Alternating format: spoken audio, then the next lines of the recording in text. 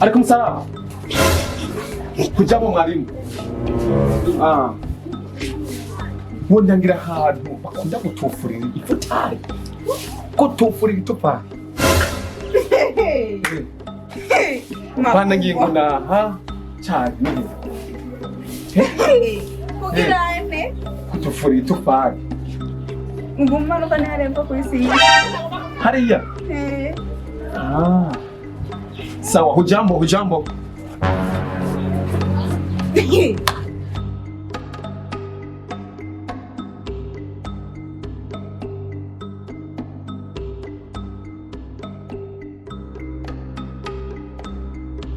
Alaikum salam.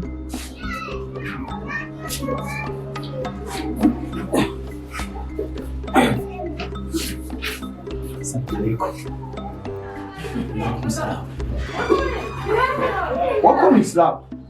Jemwe ku musigiti ubu nyene kandi je nasenze ya saa sita. Nico gituma inje nevye. Nimekuuliza hivi wako Muislamu? Inaonekana unje. Na kuwajija tu wewe Muislamu. Jewe? Jewe ndi Muislamu. Kandi wave. Acha wewe. Amna. N'abana n'ababebe. Aya kama uko Muislamu. Intumwa yacu ni Yusuf kandi je turapanye Yusuf.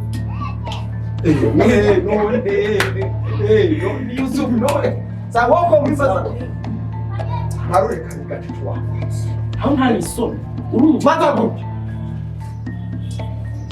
Nuko wafunze fungi kiwowe utazi ni ntumwa Muhammad sallallahu alaihi wasallam ukavuga ngo ni none si wonyene uwa none si wonyene sina izina yinde wibadi uwonye yinde muheme ubavuze